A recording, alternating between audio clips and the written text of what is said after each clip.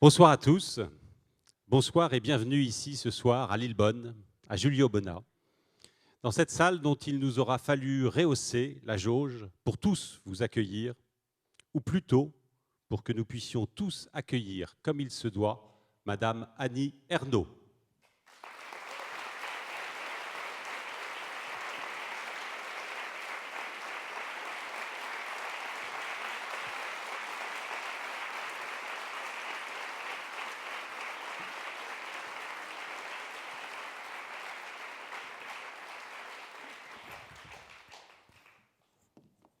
Tentez de retracer votre vie, Madame, de Lillebonne à Cergy, en passant par Yvetot, par Rouen, par Bordeaux, par Annecy.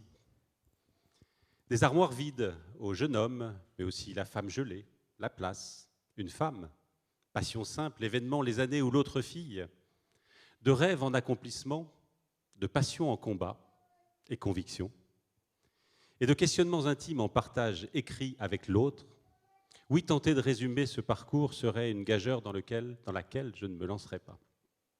Je me contenterai donc ce soir de rappeler que vous êtes avant tout fille de Lillebonne, femme de lettres et fierté collective que nous partageons ce soir pour une auteure à l'œuvre sans équivalent, reconnue par un très large lectorat avant d'être consacrée par le prix Nobel de littérature décerné l'an passé.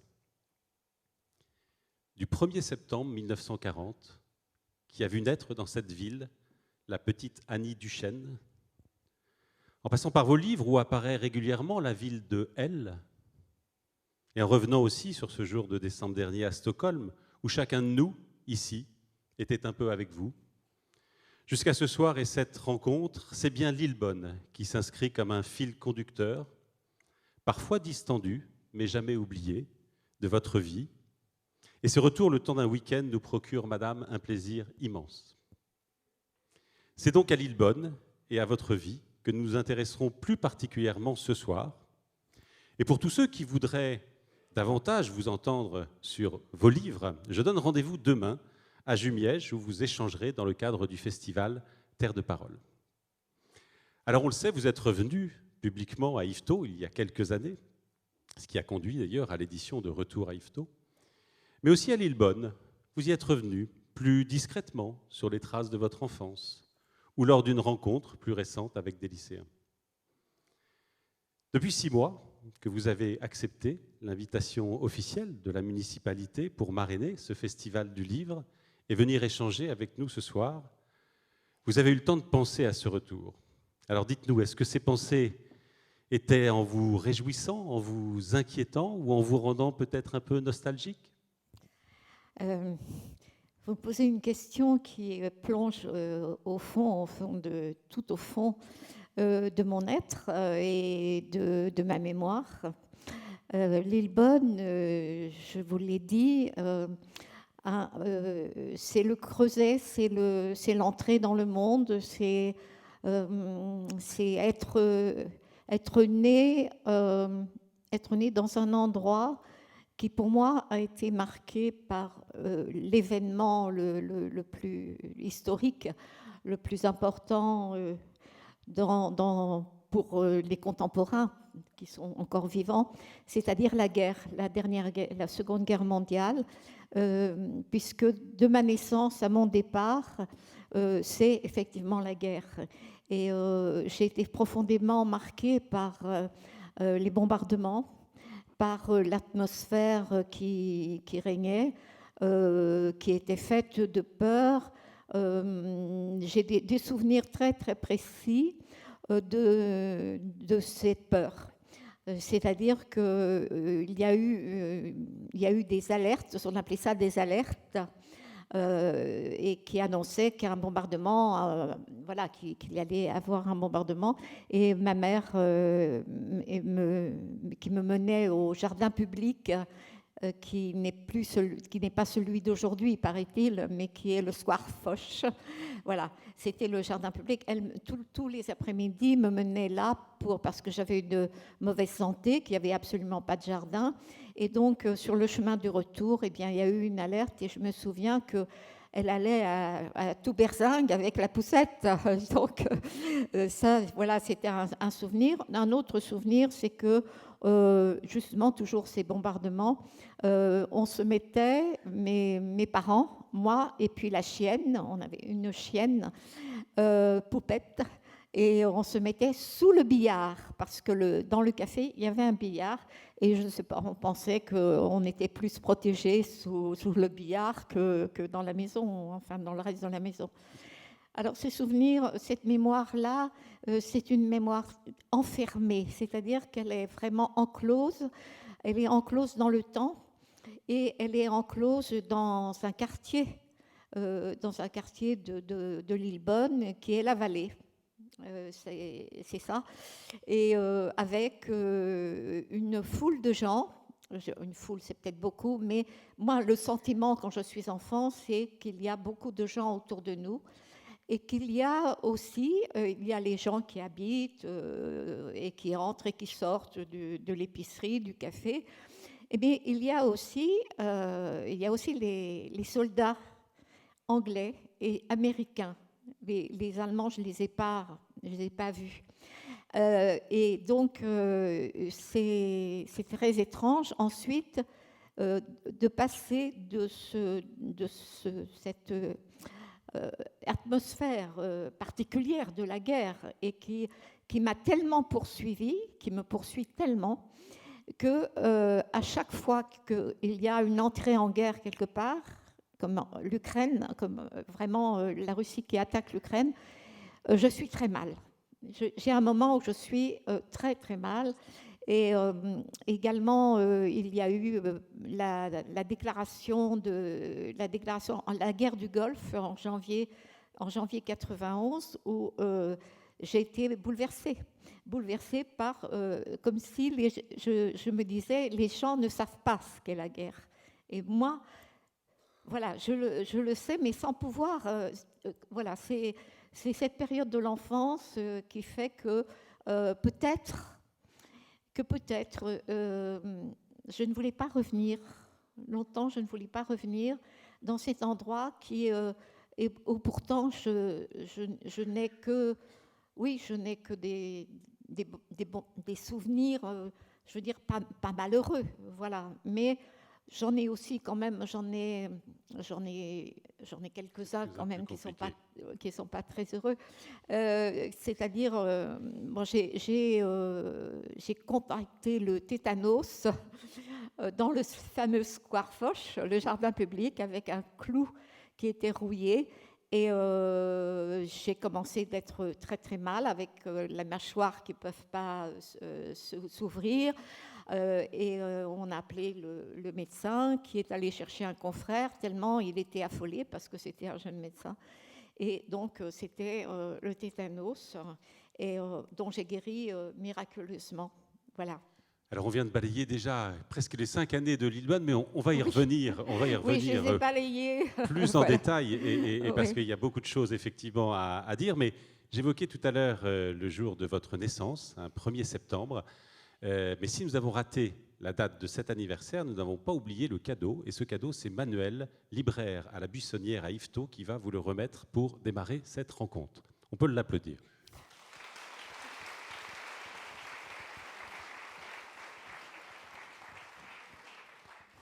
Bonsoir. Bonsoir Annie Ernaux. Bonsoir. Alors il y a un an, quand le prix Nobel de littérature vous a été attribué, une immense émotion et une très grande joie nous ont traversés. Toutes celles et ceux qui rentraient dans la librairie portaient en eux, avec eux, sur eux, cette émotion et cette joie. Alors on a ouvert ce petit cahier buissonnier, ce modeste livre d'or, pour permettre à chacun de poser des mots sur l'émotion et sur la joie. Depuis, des hommes, des femmes, de tout âge, de toute génération, d'Yvetot, de Lillebonne, du Pays de Caux, des 4 coins de la France et de certains pays européens, ont déposé un mot, une phrase, un peu plus à votre attention.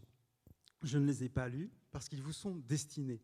Mais ce dont je suis certain, c'est qu'ils vont révéler cette joie, ces sentiments, ces sensations que nous avons vécues lors de l'attribution du prix Nobel de littérature et qui vont faire écho à d'autres mots, les vôtres, qui ne cessent de résonner en nous. Alors je suis vraiment très heureux ce soir, grâce à ce festival du livre de Lillebonne, de vous remettre ce recueil de messages.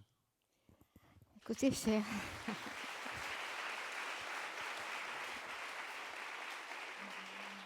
Merci. Je suis extrêmement émue. Ça, c'est le vrai retour, dans tous les sens du terme. C'est ce retour des lecteurs de la région, ou peut-être de passage d'ailleurs, puisqu'on parle d'Europe. Et voilà, je pense que dans aucun autre coin de France, je ne peux ressentir ce que je ressens maintenant et que je sais que je suis d'ici. Voilà. Merci en tout cas, et puis on vous laisse ces mots, vous les lirez plus tard, on ne va pas les lire Oui. ce soir. On va revenir en revanche à Lillebonne. Vous y êtes né, on l'a dit, en 1940, mais vos parents s'y étaient installés avant, dès 1931, pour ouvrir ce café-épicerie que vous avez évoqué tout à l'heure dans le quartier de la Vallée, ce quartier des filatures de Lillebonne.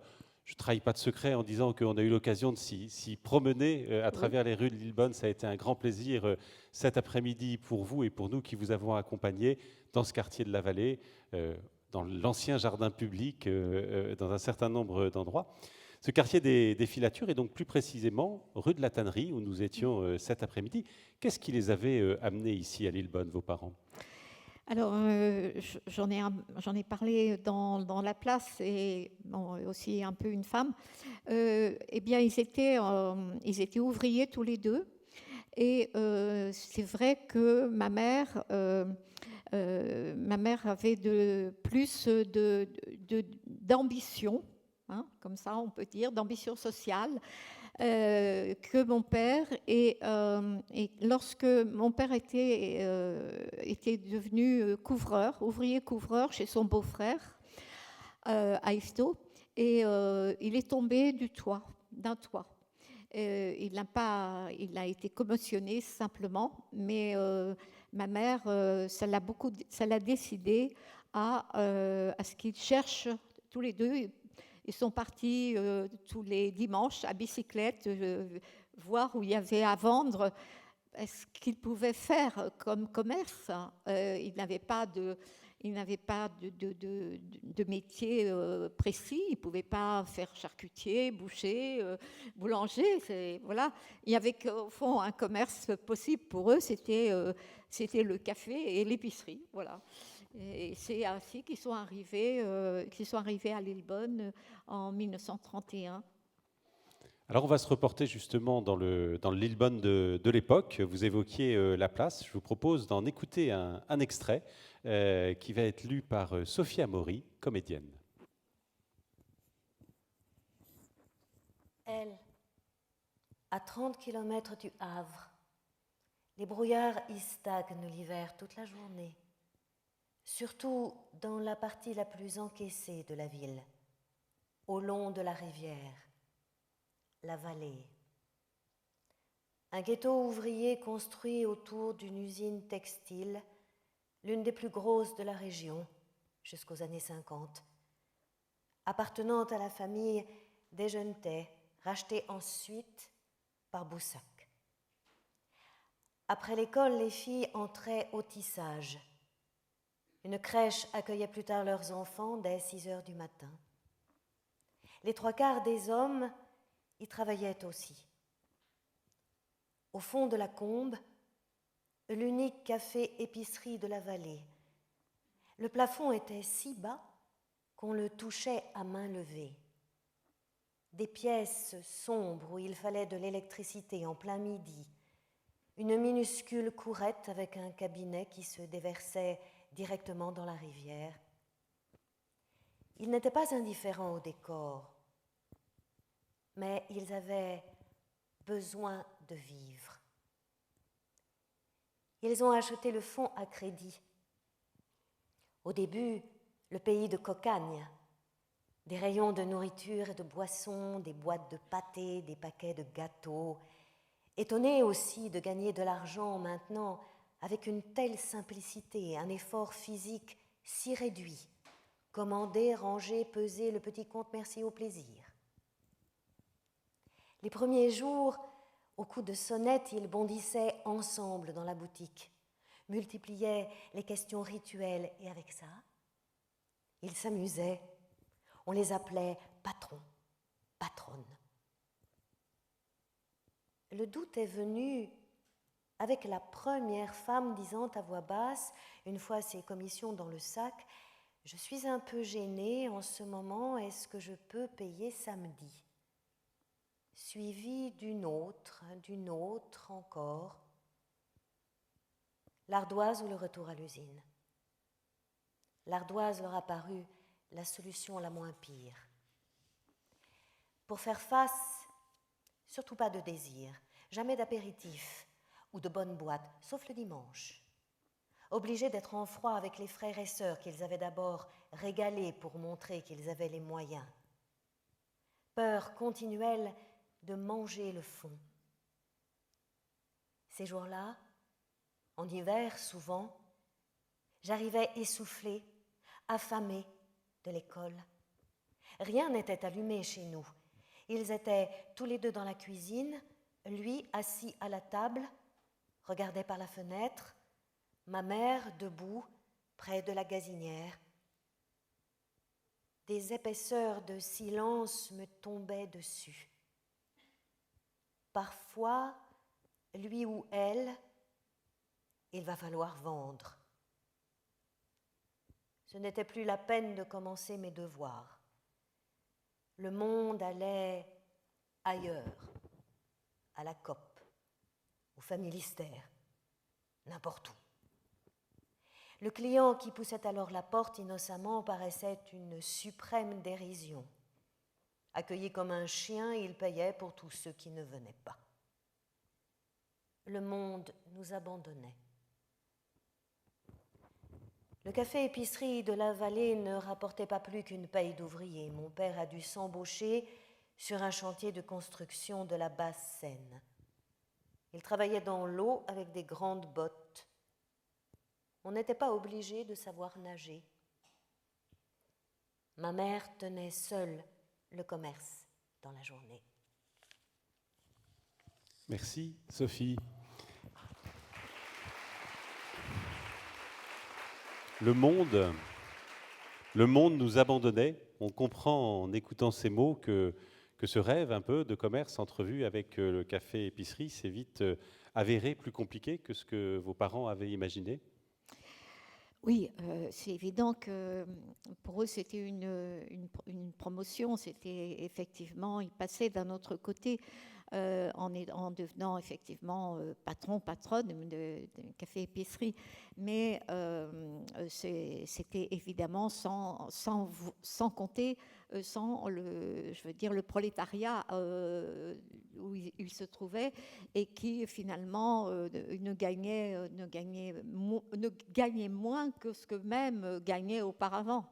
Donc c'était extrêmement difficile et c'est pourquoi mon père a évidemment travaillé d'abord au chantier du Hod et ensuite à la Vacom, à la Standard Oil à Gravenchon. Au Port-Jérôme, plus exactement. Voilà, c'est ça. Alors, dans le texte, là, il y a une rupture temporelle dans ce qu'on vient de lire, c'est-à-dire que je parle de mes parents quand ils arrivent à Lillebonne, mais ensuite, je me transporte quand moi, je suis née, nous sommes à Yvetot, et que se reproduisent aussi les mêmes soucis. Et bien sûr, c'est des souvenirs extrêmement forts parce que c'est vraiment, comme je dis, le monde nous abandonnait, c'est-à-dire que d'un seul coup, moi, je fais corps aussi avec mes parents et je pense qu'il faut penser que c'est la même chose que lorsque quelqu'un devient chômeur ou ou qu'on n'arrive pas à joindre les deux bouts, comme on disait autrefois, et ben, les enfants, eux aussi, en tant on subit vraiment l'aliénation, au fond, de ses parents, on participe de ça. C'est-à-dire que là, je développe un peu, mais c'est ce que je veux dire là-dedans. C'est qu'il n'y a pas... lorsque, par exemple, les enfants vont à l'école, ils n'ont pas la même histoire. Dans une classe d'école, vous avez les soucis des parents, vous avez le milieu familial, vous avez tout cela, mais au point de vue, j'allais dire, économique, culturel, on le sait, mais aussi économique, et que tout cela, et voilà, on a toujours des bagages, d'une certaine manière. Et moi, ce bagage-là, ça a été celui, effectivement, de la peur. Et pour mes parents, ça avait un sens très précis, la peur de redevenir ouvrier. C'était le cas, c'était ça. Et pourtant, là, je développe un peu, mais en fait, très souvent, j'ai entendu ma mère dire « Ah là là, quand on était ouvrier, si on était ouvrier, on n'aurait pas tous ces soucis-là. » Donc, en fait, qu'est-ce que ça veut dire ? Ça veut dire que, de toute manière, c'est l'économie, enfin, le statut économique que l'on a, c'est le travail que l'on a qui, quand même, est déterminant dans une société. Vous dites que vos parents étaient liés à la misère et à peine au-dessus d'elle. C'est ça. Justement, c'est ce terme-là. Voilà. Alors, je reviens à votre enfance à Lillebonne, à ses premières années, dans un texte qui s'appelle Première enfance, qui est issu d'un ouvrage collectif, Jardin d'enfance. Vous décrivez ce que vous faites souvent dans vos livres, d'ailleurs, à partir d'une photo de chez Monsieur Ridel. C'est souvent les photos que vous retrouvez. Oui, que je mettrai aussi dans le livre Les années. Oui, du photographe d'Yvetot. Et vous décrivez cette petite fille, entre 4 et 5 ans, sérieuse, presque triste, malgré une bonne bouille rebondie, sous des cheveux courts, séparés par une raie au milieu et tirés en arrière par des barrettes auxquelles sont accrochés des rubans. Elle apparaît engoncée dans son cortège et sa jupe à bretelles remonte par devant à cause d'un ventre proéminent, peut-être signe de rachitisme. C'est la vision effectivement qui vous vient avec cette photo, c'est la vision de... non, je me trompais, c'est pas cette photo que je décris dans Les années. Oui. Dans cette photo-là, c'est effectivement ce que je pense, c'est-à-dire, oui, c'est ça, c'est une petite fille sage. C'est une petite fille sage et en même temps, oui, c'est vrai, un petit ventre et peut-être que je souffre un peu de rachitisme, je pense. Ce qu'on vous disait d'ailleurs, parce que vous étiez, vous l'avez dit, extrêmement surprotégée. On reparlera tout à l'heure des raisons qui ont amené à ça, mais c'est un peu ce que vous avez vécu à Lillebonne et ce qui vous amènera d'ailleurs à en partir. Oui, c'est ça. Alors, dans votre œuvre, vous ne nommez pas systématiquement les gens. Vous contentant parfois d'initiales. On se souvient du docteur N, par exemple, ou de Madame PR dans l'événement. Et idem pour la ville de Lillebonne, que vous avez souvent nommée ou résumée à la lettre L. Pourquoi est-ce que vous avez utilisé cette restriction ? Alors, en fait, j'ai commencé Yvetot aussi, c'était Y. Et progressivement, je suis passée de Y à Yvetot. Je pense, je ne sais pas dans quel livre, mais effectivement, et puis, Lillebonne, en revanche, je n'avais pas de raison, au fond, d'écrire Lillebonne, parce que Lillebonne a moins figuré dans mes livres ensuite qu'Yvetot. Yvetot, c'est justement la découverte de ma place à moi dans le monde et voilà, des différences sociales, des différences culturelles, de la honte, bien sûr. Rien de tout ça à Lillebonne. Rien. C'est vraiment... Lillebonne, c'est un paysage de la mémoire qui n'est pas marqué par justement ces formes de différence. Il y a des gens, il y a, comme je dis, des soldats, il y a des expériences, il y a des moments, des images, mais je n'ai pas encore formé mon jugement social. Donc effectivement, voilà, je n'ai pas eu de raison de changer le L par Lillebonne. Et peut-être aussi Yvetot, voilà, Yvetot, c'est aussi peut-être effectivement ce que Flaubert a dit, qu'en art, Yvetot vaut bien Constantinople. Alors voilà, je me suis permis d'écrire Yvetot, oui. Alors on va continuer avec cette mémoire vive, on l'a vu cet après-midi, vous parliez de lieux, de noms. Il y a des noms qui reviennent régulièrement, des noms de l'époque de Lillebonne, où je rappelle, vous en êtes parti à 5 ans, et qui vous sont encore revenus cet après-midi lors de la promenade. On pense au Foldrin, une femme qui n'avait plus que 2 ou 3 dents et qui mangeait des biscuits trempés dans le cidre et qui en faisait de la bouillie jaune. On pense au Meurguet, au Bordeaux, au Vincent, au Tranchant, à l'abbé Leclerc, et encore tous ces noms que vous nous avez dit cet après-midi. Ça vous a marqué quand même, les noms d'ici, ils vous reviennent assez régulièrement? Ces noms, je ne les ai jamais oubliés, je crois. Et donc, c'est lié souvent, mais ce ne sont pas des noms en l'air. Alors oui, il y a des noms qui ne correspondent plus à rien, mais il y a beaucoup de noms qui correspondent à des personnes, à des visages ou à des enfants, et qui me montrent que j'ai eu une vie vraiment. J'ai eu une vie vraiment à Lillebonne avec ces photographies intérieures qui sont alors justement dénuées. C'est ça qui est remarquable, c'est-à-dire que ce sont des êtres qui existent en eux-mêmes et dont je n'ai pas de jugement social. Vous voyez, alors, plus tard, bien sûr, parce que les gens de Lillebonne sont venus voir mes parents à Yvetot pendant plusieurs années après la guerre, disons jusqu'en 1949-50. Et donc, quelquefois, on donnait des nouvelles des gens de Lillebonne.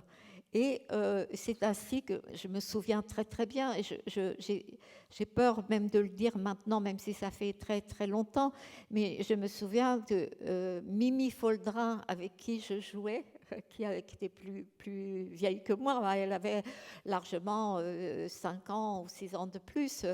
Et Mimi Foldrin, bien, j'apprends qu'à 15 ans, eh bien, elle est enceinte et qu'elle, voilà, et visiblement, quand j'apprends ça, je sais que c'est le signe que vraiment sa vie, voilà, c'est le résultat de la misère, c'est le résultat de la misère, tout simplement. Et donc, voilà.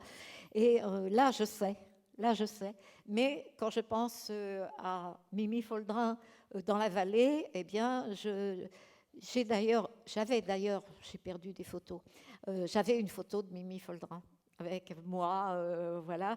Et une autre, enfin d'autres enfants aussi, mais ils existent en eux-mêmes, hein, voilà. Et je crois que le texte que vous évoquez, Première enfance, je le termine par vous savez comment je le termine, c'est le paradis perdu. Quand j'arrive à Yvetot, j'ai l'impression c'est le paradis perdu. Et dans le paradis, au fond, tel qu'on peut l'imaginer, toutes les inégalités, toutes les différences ne sont plus importantes. Voilà, ça c'est une vue de l'esprit sans doute, mais il y a ces images d'enfants, de personnes qui sont, pour moi, au fond, quelque part dans un lieu qui serait, oui, le paradis.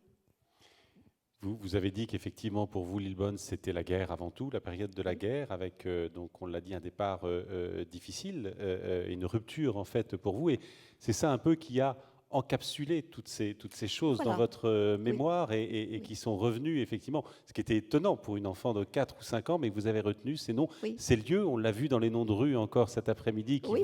qui vous revenaient. Et puis, de Oui. temps en temps, là, comme c'est encapsulé, la mémoire se retrouve, comme au jardin public cet Absolument. après-midi. Je crois que vraiment là, tout peut revenir. Comme vous dites, c'est exactement ça, encapsulé. La rue Césarine, la rue du Moulin Enragé. D'un seul coup, je me dis, oui, mais je connais ça, bien sûr. Voilà. Et ce sont des... je sais que je peux au fond, je ne peux pas les parcourir dans ma mémoire, mais rien que le nom, c'est immédiatement, c'est Lillebonne. Voilà, c'est Lillebonne, c'est mon enfance, ma petite enfance, hein, c'est ça, ce que j'appelle aussi la première enfance. C'est la guerre qui a fait que sans doute, tout a été fixé dans un lieu, dans un temps. Voilà ce que je disais, dans un lieu et dans un temps. Et c'est Yvetot, par contre, c'est l'école, parce que, comme je l'ai dit, je n'ai pas appris à lire, je ne suis pas allée à l'école à Lillebonne, mais j'ai commencé à Yvetot que j'apprendrai à lire et que je le désirais depuis longtemps. Je désirais depuis longtemps aller à l'école. L'école était un désir pour moi. Voilà. Je voudrais qu'on termine, mais on y reviendra, hein, sur Lillebonne, avec une phrase que vous avez dite tout à l'heure lors de l'inauguration. Lillebonne, c'est là que je suis venu à la conscience. Oui. Qu'est-ce que vous vouliez nous dire par là? Oui, parce que j'ai le souvenir très très précis. À un moment, je dois avoir 4 ans et demi à peu près, et j'ai pris la décision. Enfin, je vois bien que de monter la rue depuis la rue de la Tannerie, hein, et de monter jusqu'à, parce qu'on est dans le fond, là, on est près de la rivière, donc monter jusqu'à la rue principale, et puis qui parcourt toute la vallée jusqu'au centre, et de redescendre par une autre rue. Voilà, donc d'accomplir une sorte de carré, enfin, voilà, c'est de carré. Une mini-fugue. Pardon ? Une mini-fugue. Oui, c'est ça. Oui, on va dire que c'est une mini-fugue. Voilà, c'est une sorte de fugue, mais voilà, tout à fait. Je sais que je vais revenir. Je fugue pas, je vais revenir. Mais je m'aventure, voilà. Je m'aventure là où c'est interdit. C'est interdit, je n'ai pas le droit. Et donc, je monte et je me souviens très bien que je me revois regardant le sol, ne levant pas la tête, pas du tout.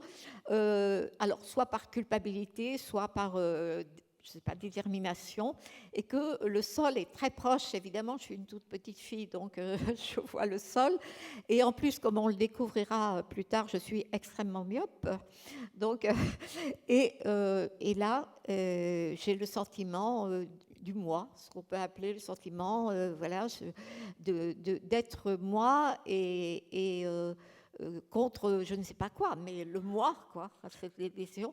Et voilà, je fais le tour et je reviens. Et évidemment, personne n'a jamais su, sauf moi, que j'avais fait ça. Voilà. Alors, on va se tourner maintenant vers votre famille, la famille Duchesne, une famille cauchoise. Et on va commencer par évoquer plus particulièrement votre père, Alphonse Léon, un père aimant, et puis surtout porteur de grands espoirs pour vous. Oui, je vais dire peut-être, mais je pense que c'est quand même ma mère qui avait le plus d'espoir. Qui était plus active, oui.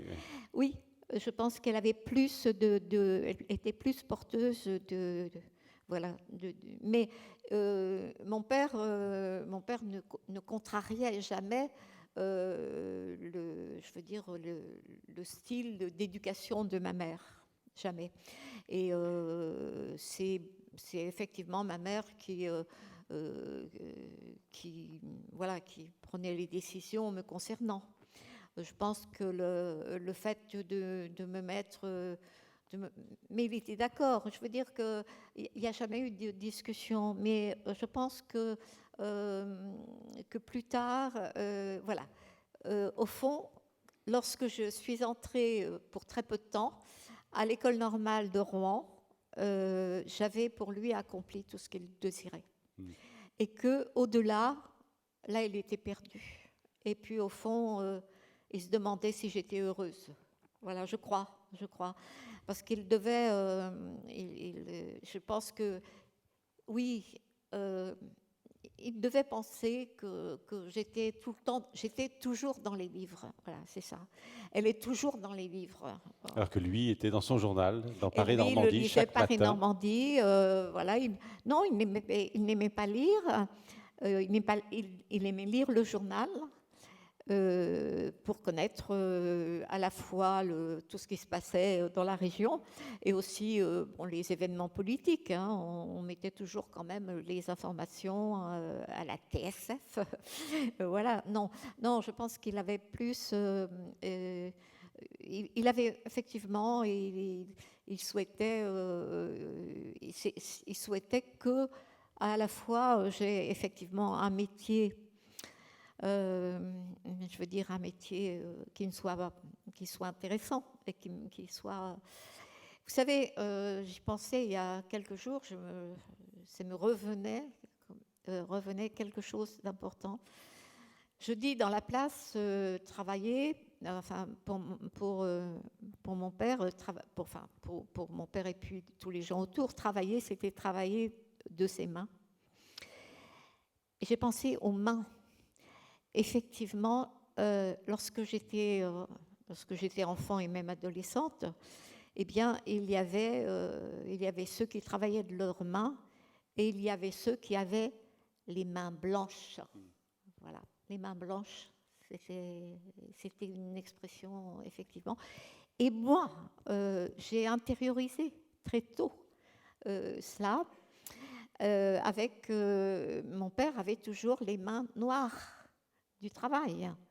Et dans ce voyage, dans la honte, lorsque je parle du voyage à Lourdes, m'est revenu justement, ce qui n'est pas dans le livre, qu'il s'était étonné que, ne travaillant pas pendant tout le voyage, ses mains redevenaient blanches et qu'il s'en étonnait. Et je me disais, ah mon Dieu, pourquoi j'ai pas mis ça dans la honte? Voilà, parce que c'était un grand symbole de ça. Et je me suis aperçue que, oui, mais que travailler de ses mains, c'est pas une expression, c'est un mode de vie, c'est un mode d'être. Voilà.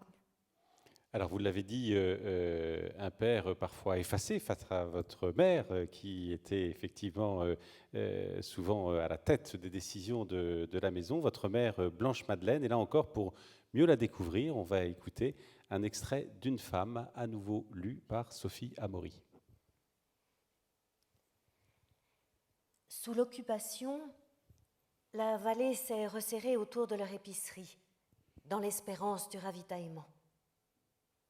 Elle s'efforçait de nourrir tout le monde, surtout les familles nombreuses, son désir, son orgueil d'être bonne et utile. Durant les bombardements, elle ne voulait pas se réfugier dans les abris collectifs à flanc de collines, préférant mourir chez elle. L'après-midi, entre deux alertes, elle me promenait en poussette pour me fortifier. C'était le temps de l'amitié facile.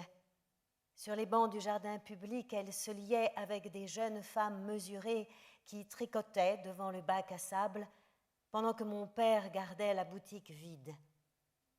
Les Anglais, les Américains sont entrés dans l'île Bonne.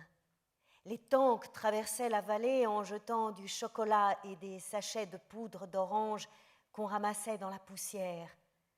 Tous les soirs, le café plein de soldats, des rixes quelquefois, mais la fête. Et savoir dire « shit for you ». Ensuite, elle racontait les années de guerre comme un roman, la grande aventure de sa vie. Elle a tant aimé, autant en emporte le vent. peut-être dans le malheur commun, une sorte de pause dans la lutte pour arriver, désormais inutile. La femme de ces années-là était belle, teinte en rousse. Elle avait une grande voix large, criait souvent sur un ton terrible. Elle riait aussi beaucoup, d'un rire de gorge qui découvrait ses dents et ses gencives. Elle chantait en repassant, le temps des cerises, Rikita, jolie fleur de Java.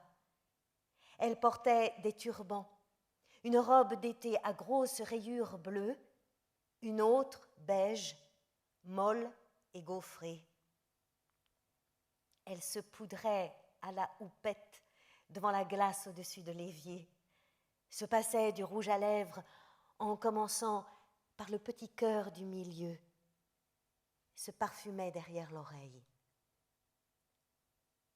Pour agrafer son corset, elle se tournait vers le mur. Sa peau sortait entre les lacets croisés, attachés en bas par un nœud et une rosette. Rien de son corps ne m'a échappé. Je croyais qu'en grandissant, je serais elle. Un dimanche, ils pique-niquent au bord d'un talus, près d'un bois.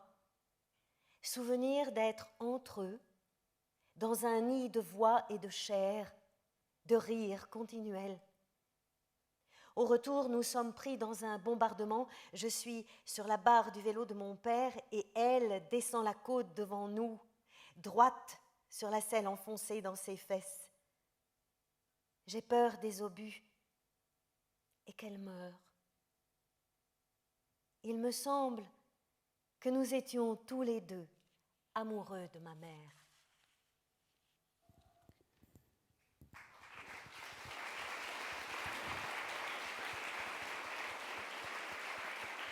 Il me semble que nous étions tous les deux amoureux de ma mère. Dans cette même scène que vous allez raconter dans un autre livre, vous dites également « elle devant, nous derrière », ce qui est assez révélateur également de la façon dont fonctionnait cette cellule familiale. familiale. C'est une cellule familiale très étroite finalement, mais tout de même élargie grâce au commerce. C'est ça qui change quand même beaucoup le mode de vie des gens, justement en supprimant souvent quand même l'intimité, le renfermement de la cellule habituelle. Oui. Mais même si vous étiez tous les deux amoureux de votre mère, votre vie aurait été faite de relations complexes, et non pas compliquées, complexes, Oui. De haut et de bas, de difficultés à se chercher, à se trouver dans le positionnement de l'une par rapport à l'autre ou de vous par rapport à elle. Je pense que ça n'a jamais été simple jusqu'à la fin, je veux dire même jusqu'à sa mort. Ça a été, je crois qu'avec beaucoup de distance, il me semble que nous étions assez semblables, c'est ça.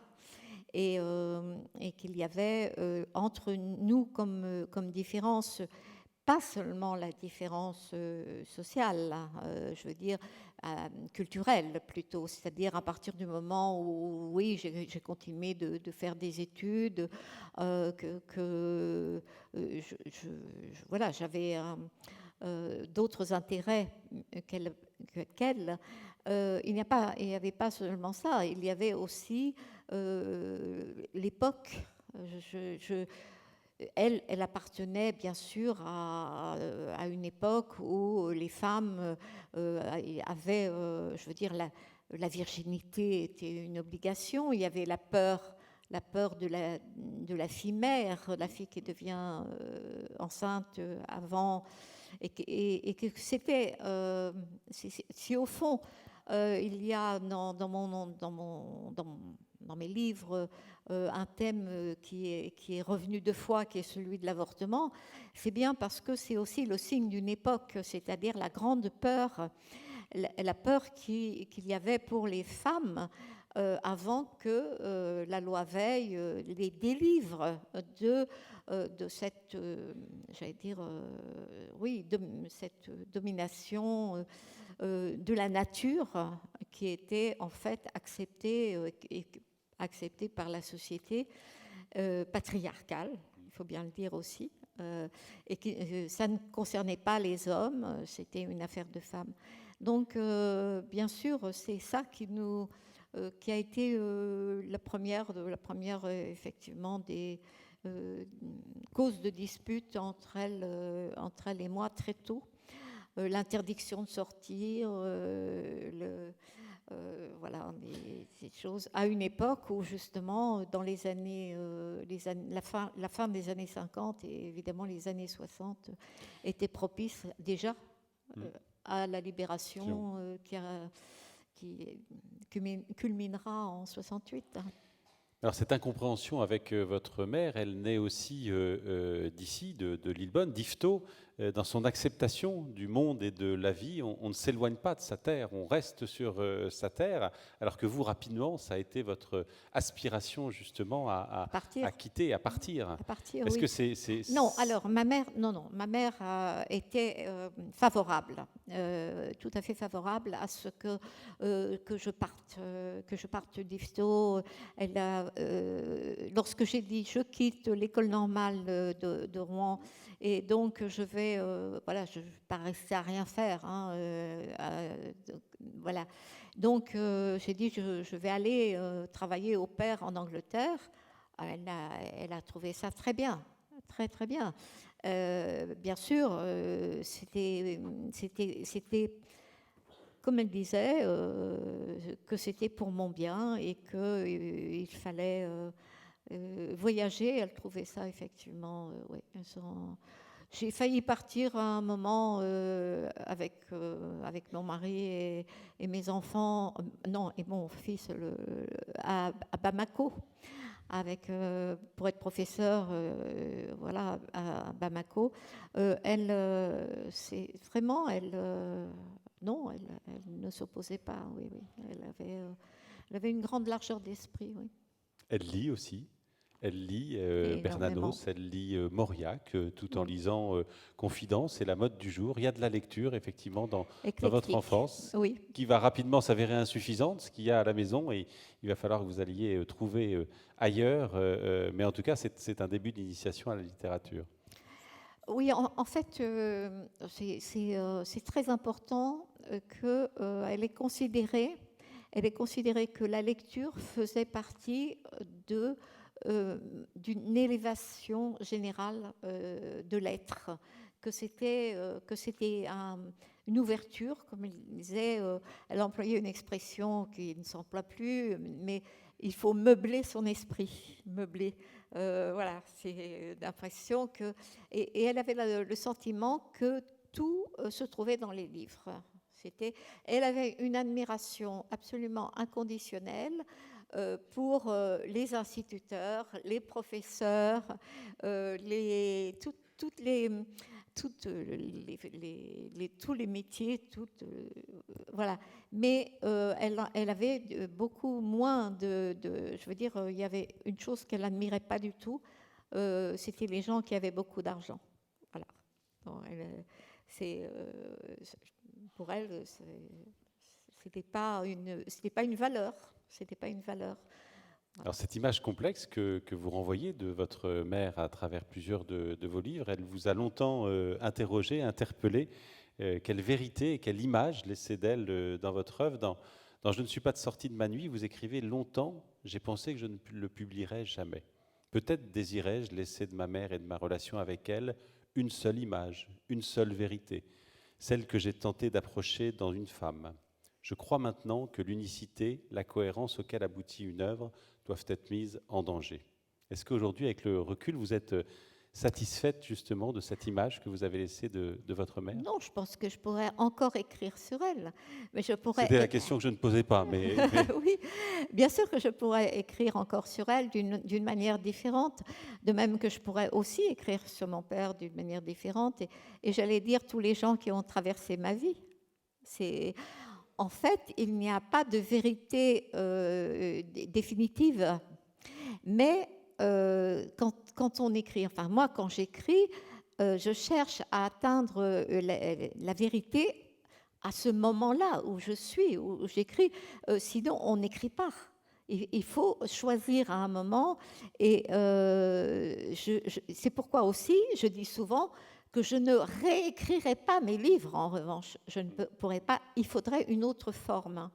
Je ne peux que trouver une autre forme, un autre biais, un autre récit pour parler, au fond, peut-être toujours des mêmes choses, quand même. Vous voyez ? Et c'est pourquoi, d'un livre à l'autre, on retrouve. Plusieurs livres se répondent Oui, à travers absolument. les années, l'un avec l'autre et sur Mais différents oui, thèmes. et effectivement, je vais à nouveau parler de ma jeunesse, mon adolescence, dans Mémoire de fille, par exemple.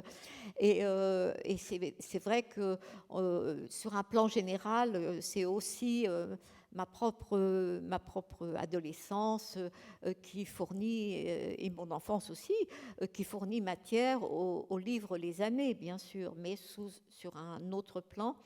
Où le jeu n'apparaît pas, mais bien sûr, c'est mon expérience qui fournit les choses.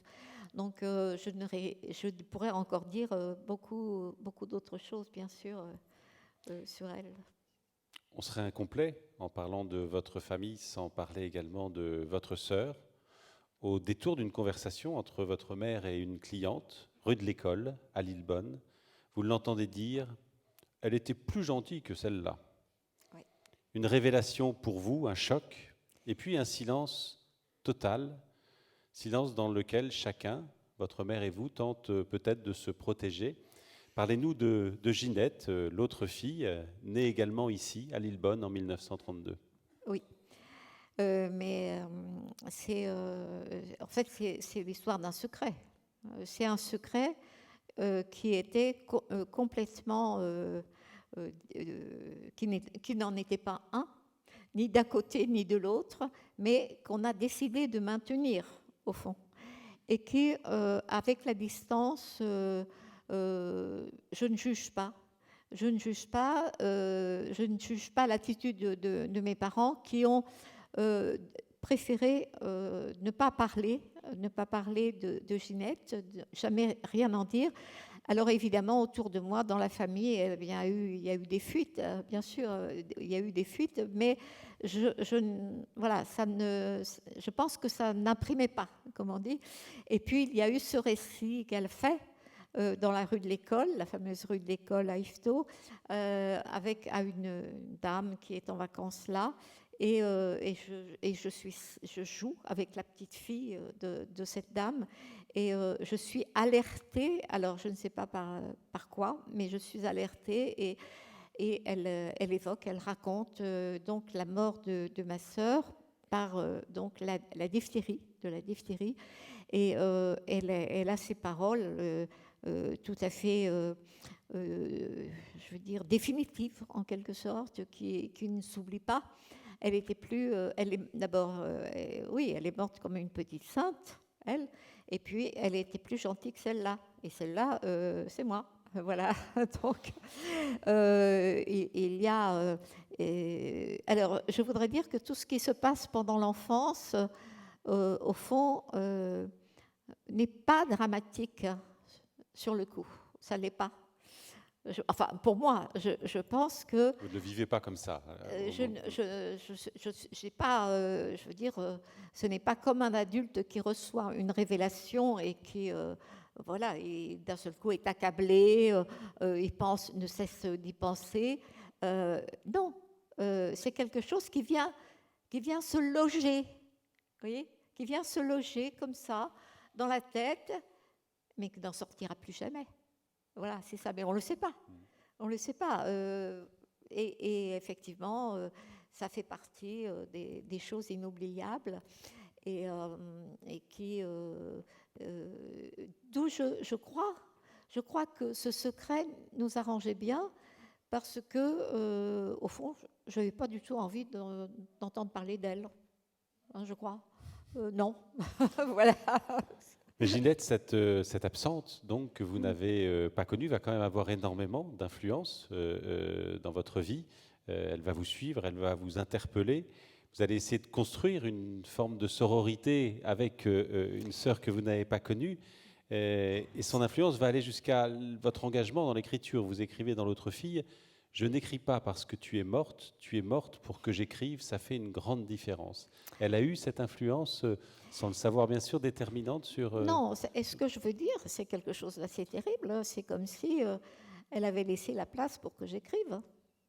Au fond, c'est ça. C'est ça. Voilà. Et en un sens, parce que en écrivant, et ce qu'il faut comprendre, c'est que ce texte que j'ai écrit, L'autre fille, on m'avait... Voilà, c'est une jeune éditrice d'un autre éditeur que mon éditeur Gallimard, qui est Nil Lafont. Cette jeune éditrice dit, je vais monter une collection qui va s'appeler donc La lettre que vous n'avez jamais osé écrire, sur le modèle de la lettre de Kafka à son père, la lettre au père, qui est une lettre extrêmement violente, etc. Et généralement, je n'accepte pas les propositions de texte. Et lorsqu'elle me dit ça, immédiatement dans ma tête, c'est lettre à ma sœur. Lettre à ma sœur morte. Et j'accepte. Et voilà, après la publication, c'était avant les années, la publication des années, une fois que les années sont publiées, elle revient à la charge. Et cette fois, je dis, ben oui, je vais écrire le texte. Et donc, en écrivant ce texte, je l'écris pour apprendre quelque chose de moi-même. J'ai écrit pour creuser, voilà. Alors, je sais qu'il y a des... Voilà, c'est une habitude maintenant, on peut aller chez le psy, chez un psychanalyste, et dire, voilà, bon. Non, alors, moi, non. Je veux dire que je veux moi-même trouver, parce que ce que je vais faire, moi, je vais écrire en même temps. Je vais pas parler. Je vais pas parler, je vais écrire. Et c'est le résultat, c'est ça. Et c'est cette écriture qui m'a tenue pendant 3 mois à peu près, 3-4 mois. Mais c'est un texte court, mais on voit que effectivement que c'est pas parce que c'est court que ça n'est pas pensé, densifié à l'extrême, bien sûr. Texte court, mais texte très fort. Il fallait donc que tu meures à 6 ans pour que je vienne au monde et que je sois sauvé. Oui. L'autre fille, c'est moi, celle qui s'est enfuie loin d'eux, ailleurs. On retrouve ce thème, effectivement, de la fuite, de l'évasion, effectivement, d'ici. Oui, au fond, peut-être la première fuite, c'est dans la vallée, la tannerie. Je voudrais qu'on termine ce petit tour de votre famille ou de cet environnement avec la langue d'ici. Et je le dis avec un petit sourire parce que quand on a un peu échangé avant, vous m'avez dit combien certains mots, certaines expressions, vous revenez encore de votre enfance. Et encore à table tout à l'heure, quelqu'un a parlé d'un bézo et je vous ai vu d'un seul coup réagir. Oui, immédiatement, bien sûr. Cette langue, elle vous a jamais quitté, cette langue d'ici? Non, alors, effectivement, moi, je comprends tous les mots du patois normand. C'est complètement tombé en désuétude. Maintenant, il n'y a plus de filles, de garçons de 20 ans qui pourraient comprendre le patois normand. Mais moi, j'ai intégré complètement parce que c'était un mode de langage qui était très prégnant encore à Yvetot. Alors, d'après mes parents, c'était pas la même chose. On parlait pas de la même façon à Lillebonne et à Yvetot. Il y avait une frontière gigantesque entre les deux. Gigantesque. Oui, on le sait bien ici qu'il y a une frontière gigantesque entre Lillebonne et Yvetot. Non, franchement, Yvetot était quand même plus paysan. vraiment la distinction pour mes parents et moi dans ma tête très longtemps, Lillebonne, ce sont des ouvriers à Lillebonne, et à Yvetot, ce sont des cultivateurs, des paysans, voilà, c'est ça. Alors qu'en fait, oui, il y avait autant d'ouvriers. Mais je crois que oui, c'était... Et puis, par exemple, le Maupassant, il semblait que Maupassant était plus du côté d'Yvetot que de Lillebonne, vous voyez, c'est ça. Maupassant qui vous a souvent accompagné, effectivement, Oui. quand vous étiez loin de Normandie. Alors, je parlais d'une langue, mais on devrait plutôt parler des langues, tellement, justement, ces différents types de langues, de registres, ce patois cauchois aussi, sont rapidement apparus comme un marqueur social à dépasser, si vous vouliez, justement, aspirer à une autre vie. Vous l'avez vécu pendant vos études à l'école, et ça vous a marqué. Oui, c'est vraiment parce que très longtemps, j'ai eu la langue écrite dans laquelle j'étais assez bonne, voilà, et ça me plaisait parce que justement, je lisais beaucoup. Y compris le dictionnaire, Oui, je avec lisais le la langue du dictionnaire. dictionnaire et les clients du café juste à côté, et vous aviez Oui, l'opposition voilà, c'est de ces deux registres. c'était deux registres absolument, je veux dire, opposés, hein, ce qu'on peut appeler opposés. Alors évidemment, très vite se pose la question de la valeur. Quelle est la valeur de la langue des gens du café et quelle est la valeur de la langue du dictionnaire? Et bien, évidemment, il n'y a pas photo, bien sûr, parce que il y a la langue du dictionnaire, c'est celle de l'école, c'est celle qui permet d'avoir de bonnes notes, et la langue vivante à côté de chez moi, bien sûr, du café ou de mes parents, eh bien, c'est la langue dite incorrecte. Voilà. Vous le dites depuis le début, j'ai été prise dans une tension, un déchirement même entre la langue littéraire, celle que j'ai étudiée, aimée, et la langue d'origine, la langue de la maison, de mes parents, la langue des dominés, celle dont j'ai eu honte ensuite, mais qui restera toujours en moi-même. Oui, je pense que je suis j'étais entre deux langues, et je resterai toujours avec ce sentiment-là, et je le dépasse dans l'écriture, si vous voulez, c'est ça. Comment je le dépasse dans l'écriture?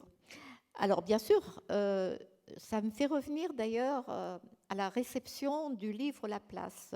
C'est qu'en Normandie, à l'époque, il y a des lecteurs qui m'ont dit « Mais pourquoi vous n'avez pas écrit en patois ?» Voilà, ou écrit voilà, en français populaire, etc. Et effectivement, je répondais que ce n'était pas possible dans la mesure où c'était une langue dominée. C'est que c'était une langue dominée et que de ce fait, elle resterait dans la littérature, effectivement, à part, et n'aurait plus aucun caractère universel. Et c'était ce que je visais, bien sûr, c'était de montrer que ces rapports de langue, c'était beaucoup plus vaste que le patois normand et le français, que ça pouvait aussi être pas seulement le patois normand, mais ça pouvait être le breton, que ça pouvait être le corse, et que ça pouvait être des langues étrangères, effectivement, voilà, aussi bien l'arabe que donc à cette époque-là en France. Donc c'était pas voilà. On va arriver à la dernière partie de notre entretien et parler de votre œuvre, et puis on donnera ensuite un peu la parole au public. Vous pourrez intervenir, on pourra prendre quelques questions. Mais je voudrais d'abord qu'on revienne sur ce moment que j'ai évoqué, ce moment de décembre dernier à Stockholm, moment fort de votre vie. Et pour s'y replonger, je vous propose d'écouter à nouveau Sophie Amory nous lire un extrait de votre discours ce jour-là.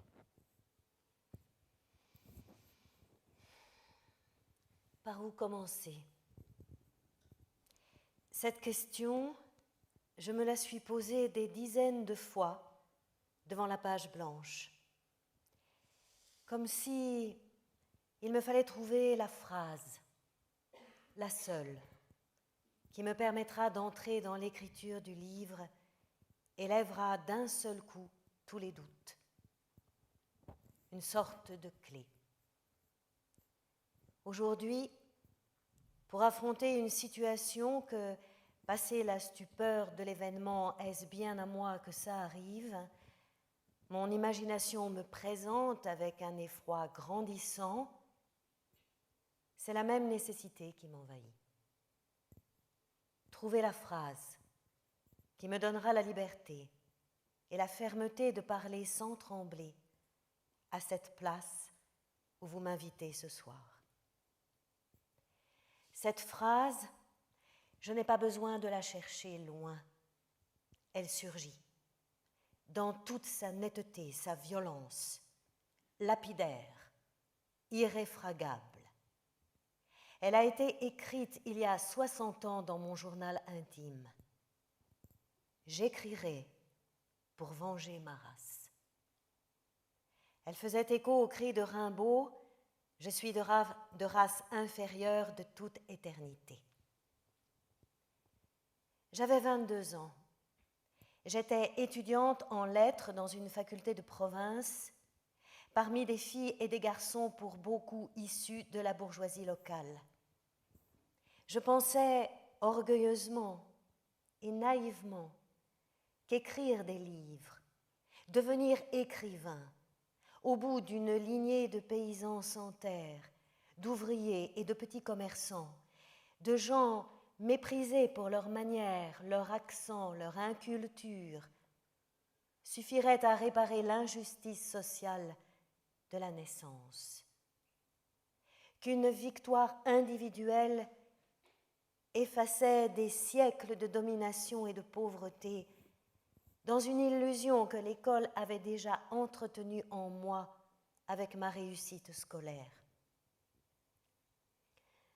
En quoi ma réalisation personnelle aurait-elle pu racheter quoi que ce soit des humiliations et des offenses subies?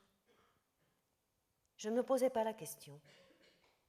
J'avais quelques excuses. Depuis que je savais lire, les livres étaient mes compagnons, la lecture mon occupation naturelle en dehors de l'école. Le choix de faire des études de lettres avait été celui de rester dans la littérature, devenue la valeur supérieure à toutes les autres, un mode de vie même qui me faisait me projeter dans un roman de Flaubert ou de Virginia Woolf et de les vivre littéralement. Une sorte de continent que j'opposais inconsciemment à mon milieu social. Et je ne concevais l'écriture que comme la possibilité de transfigurer le réel. Aucun choix d'écriture ne va de soi, mais ceux qui, immigrés, ne parlent plus la langue de leurs parents, et ceux, transfuges de classes sociales non plus tout à fait la même, se pensent et s'expriment avec d'autres mots.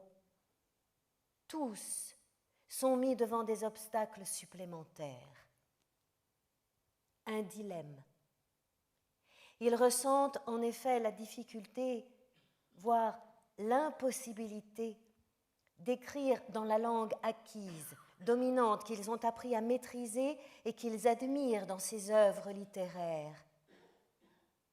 Tout ce qui a trait à leur monde d'origine, ce monde premier, fait de sensations, de mots qui disent la vie quotidienne, le travail, la place occupée dans la société.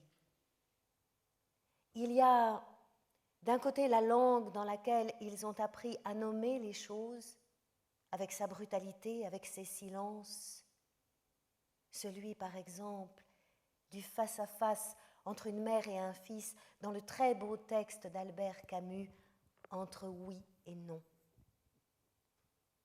De l'autre, les modèles des œuvres admirées, intériorisées, celles qui ont ouvert l'univers premier et auxquelles ils se sentent redevables de leur élévation, qu'ils considèrent même souvent comme leur vraie patrie. Dans la mienne figuraient Flaubert, Proust, Virginia Woolf. Au moment de reprendre l'écriture, ils ne m'étaient d'aucun secours. Il me fallait rompre avec le bien écrire, la belle phrase, celle-là même que j'enseignais à mes élèves pour extirper, exhiber et comprendre la déchirure qui me traversait. Spontanément, c'est le fracas d'une langue charriant colère et dérision, voire grossièreté, qui m'est venu. Une langue de l'excès, insurgée, souvent utilisée par les humiliés et les offensés comme la seule façon de répondre à la mémoire des mépris, de la honte et de la honte de la honte.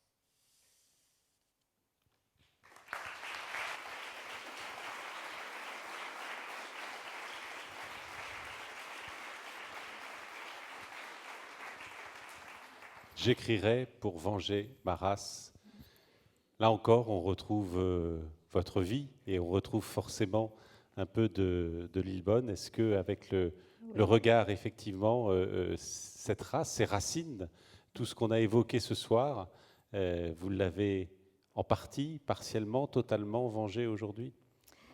Je ne sais pas, c'est pas à moi de préjuger du résultat, mais disons que c'est sans doute ce que j'ai peut-être pu faire de mieux, je crois, de ma vie, avec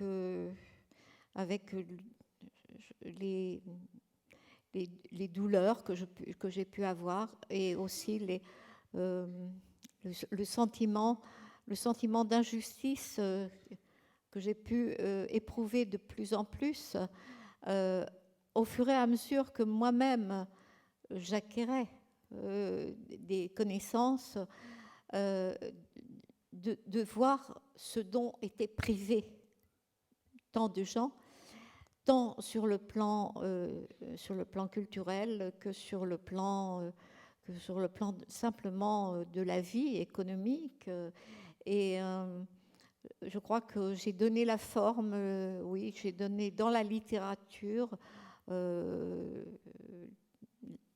ce que je pouvais donner de mieux, oui, je pense. Mais je ne sais pas si ça peut s'appeler venger sa race.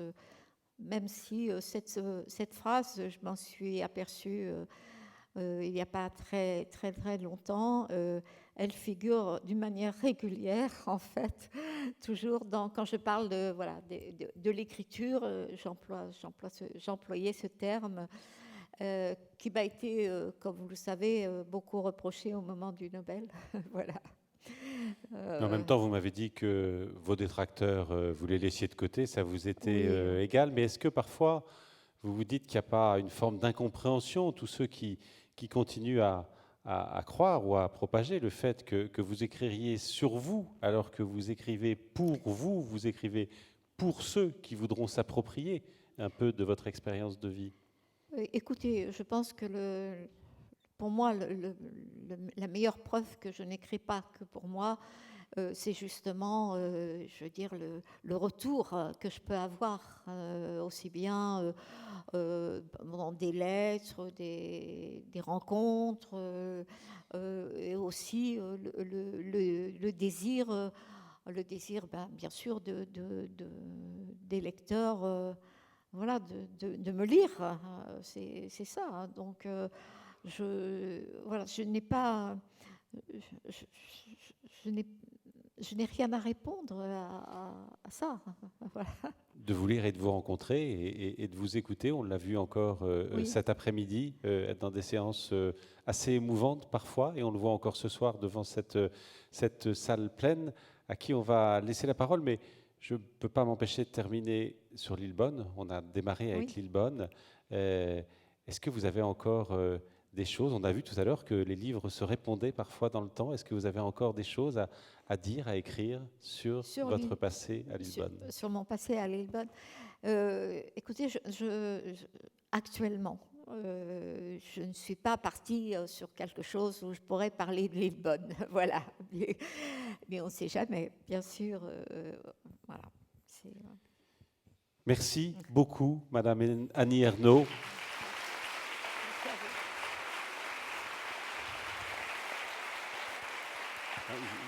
Je vais redonner, il est descendu avec. Un grand merci vraiment à vous d'avoir à la fois honoré ce festival de votre présence. Le rendez-vous un premier contact avait été pris, on s'en souvient, lors de la première édition.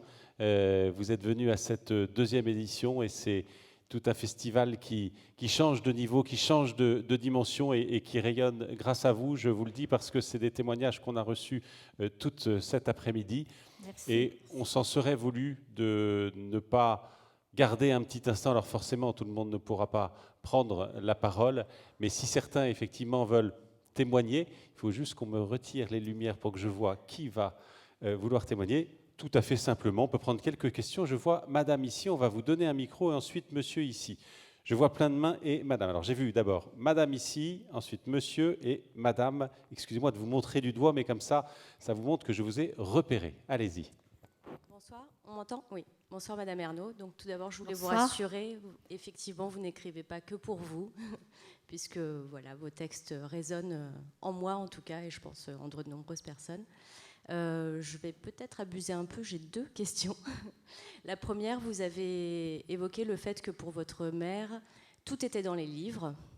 Et je voulais savoir si pour vous aussi, tout était dans les livres et si, comme vous avez dit par exemple que votre sœur ne semblait être morte que pour vous laisser écrire, est-ce que vous n'auriez vécu que pour écrire finalement ? Attendez, je n'ai peut-être pas entendu tous les termes aussi. La première question, la deuxième était sur la sœur. Et la première question. Est-ce que, comme votre mère, vous pensez vous que pensez, tout est dans les tout livres ? dans les livres, oui.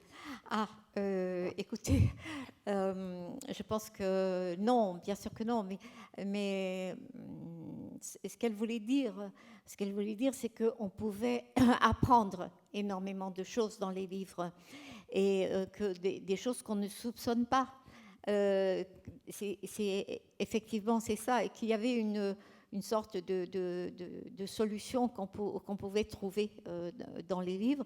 Et je me souviens que c'est d'une phrase dans mon manuel de littérature, un des premiers manuels de littérature, je crois que c'est une phrase de Montesquieu peut-être, disant qu'il n'avait jamais eu de chagrin qu'une heure de lecture n'ait dissipé. Et je trouvais ça, justement, je veux dire le contraire, c'est-à-dire que c'était une phrase qui me paraissait scandaleuse, parce que je pensais que, effectivement, ce qui comptait quand même le plus, c'était la vie.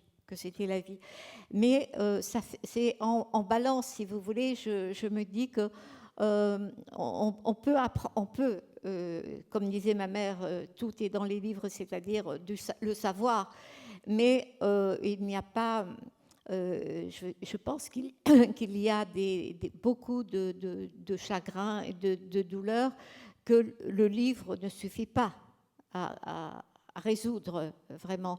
Donc je ne partage pas tout à fait, effectivement, la phrase de ma mère.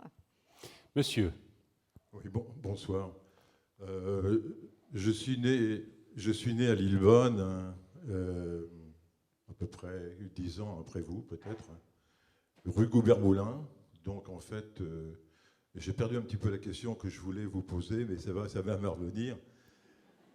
Ce que je veux dire, c'est que quand je vais là-bas, je m'ennuie un petit peu parce que je trouve que c'est, quand on a connu cette vallée grouillant de monde, ça me semble tellement triste maintenant et que ça me fait du mal parce que je pense à tous ces gens que j'ai connus qui, franchement, travaillaient dans la misère la plus complète, dans la maladie.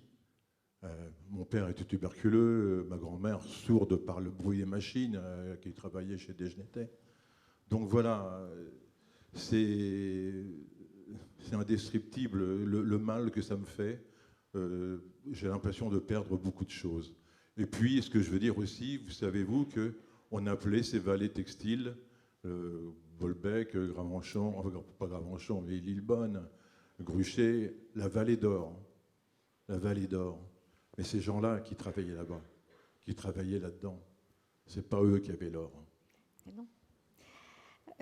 Alors, monsieur, En fait, je veux dire aussi, j'ai écrit une chanson aussi dès que j'ai suivi votre prix Nobel, j'ai écrit une chanson que je voudrais vous donner tout à l'heure après, si c'est possible. voilà. Oui. On la récupérera de toute façon. Je peux réagir quand même à cette question-là? Ou bien sûr, au contraire, je vous en prie. Vous êtes là pour ça. Oui, je voulais dire que ce sentiment que vous pouvez avoir, je pourrais, dans ma mémoire, effectivement, la vallée, c'est pas celle que j'ai visitée cet après-midi, bien sûr, mais moi, je ne peux pas regretter ce temps-là. Je ne peux pas regretter parce que c'est ce temps-là qui fait que des enfants mouraient les uns après les autres dans la vallée de maladies. Comme vous le savez, la diphtérie, mais il n'y avait pas que ça. Il y avait beaucoup de... Je me souviens vraiment de ça, de ces morts, de la pauvreté et de l'absence d'avenir. Non, je préfère avoir vu aujourd'hui la vallée telle qu'elle est, plutôt que non pas de me souvenir, mais de savoir ce qu'était la vie dans les usines, ces fameuses usines Desgenais, et l'alcoolisme. Enfin, l'alcoolisme tuait d'une manière effroyable. Je me trompe dans mon livre La Place, ce n'est pas le seul café de la vallée. Il y en avait beaucoup d'autres, voilà. Et maintenant, bon, je ne peux pas rectifier, hein, mais ce livre est ce livre. Mais effectivement, non, voilà. Donc là, je m'inscris vraiment quand même tout à fait en faux. Et je ne suis pas du tout tournée vers aucune nostalgie, ni aucun regret de ce temps-là. Vraiment, vraiment. Et je pense que l'époque est dure, mais elle n'est pas, je veux dire, elle ne ressemble pas elle n'a pas cette fatalité qu'elle avait dans ces années-là. Madame.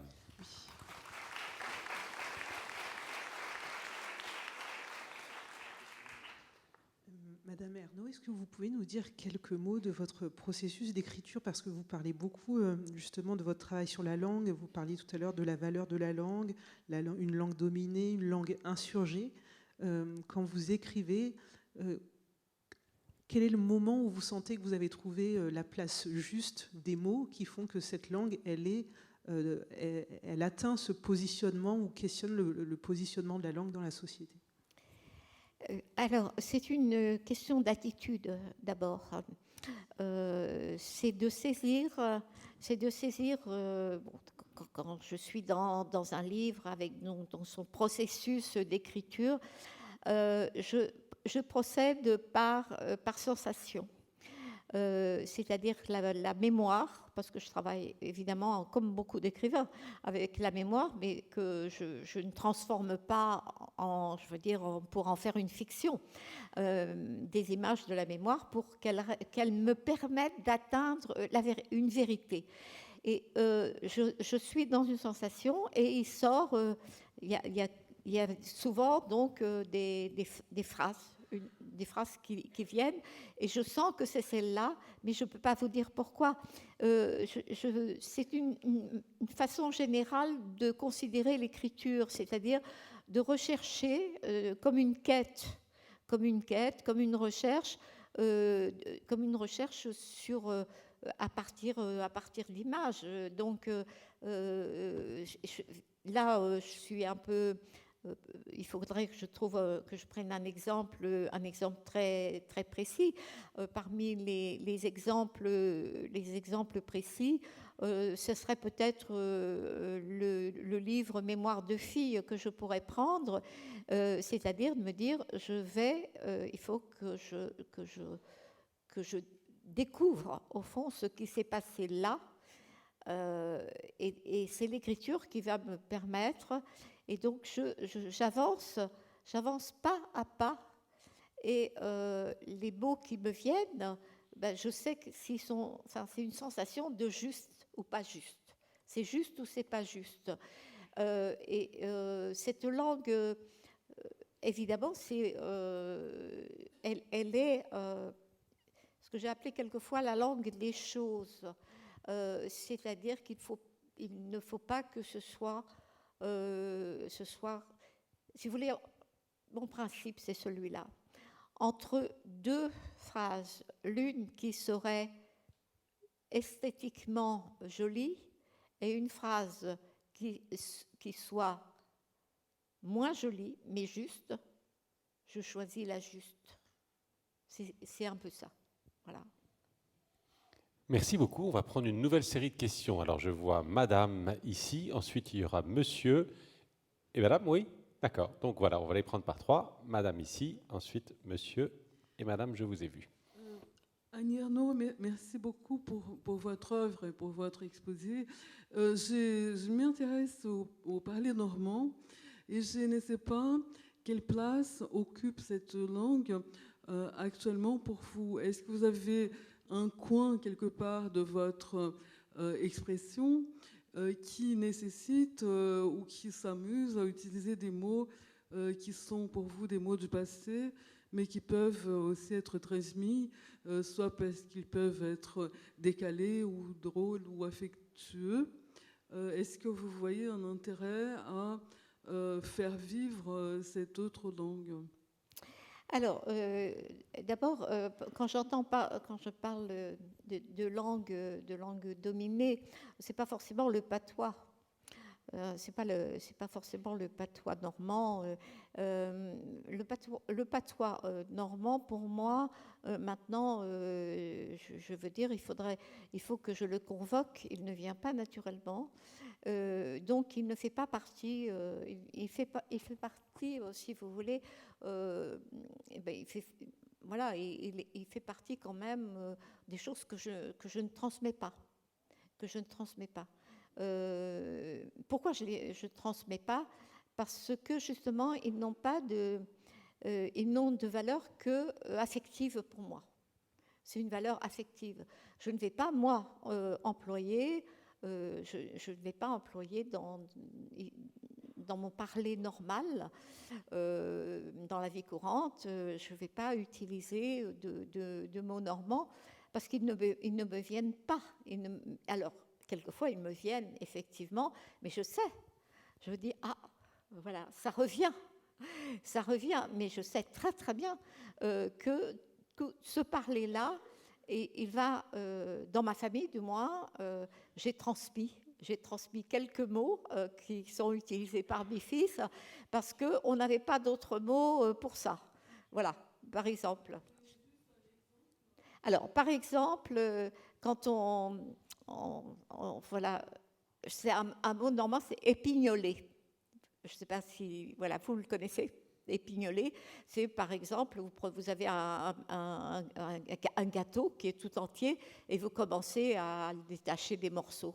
Voilà, c'est épignoler. Hein. Voilà, donc ce terme-là, voilà. Et quand le temps est humide, mucre. Voilà, le temps est mucre. Voilà, c'est transmis. Voilà, je pense qu'il y a quelques autres comme ça. Et quand ça vous revient, c'est pas forcément dans le processus d'écriture. Non, dans le processus d'écriture, évidemment, ça ne me vient jamais, absolument jamais. Voilà. Monsieur. Bonsoir. Quelles étaient vos premières paroles, votre première réaction quand vous avez su que vous allez être prix Nobel de littérature ? C'est pas c'est quand je l'ai appris.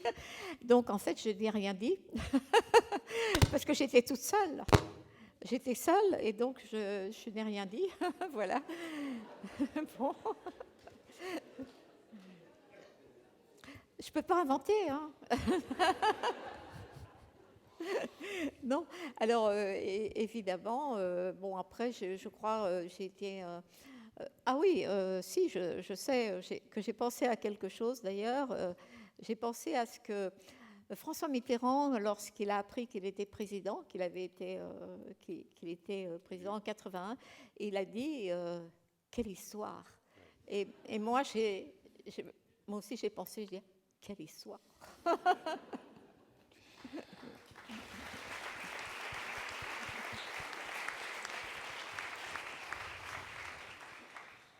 On avait une question. Là-haut. Alors, je sais pas. Oui, ça marche. Ça fonctionne. Bonsoir, Madame Ernaud. Bonsoir. Alors, j'avais une petite question. D'ici quelques semaines, quelques mois, je retrouverai mes élèves de 3e pour aborder l'autobiographie une nouvelle fois. Et une nouvelle fois, vous figurerez parmi le corpus de textes proposés. Et j'aurais aimé savoir si vous aviez un conseil littéraire ou un conseil de vie que je pourrais transmettre à ces élèves qui sont en quête de construction, cette jeunesse qui perd un peu de repères parfois, et qui, je vous rassure, connaît encore, en tout cas au niveau du Havre, quelques mots de patois normand. Alors, conseil littéraire ou conseil de vie?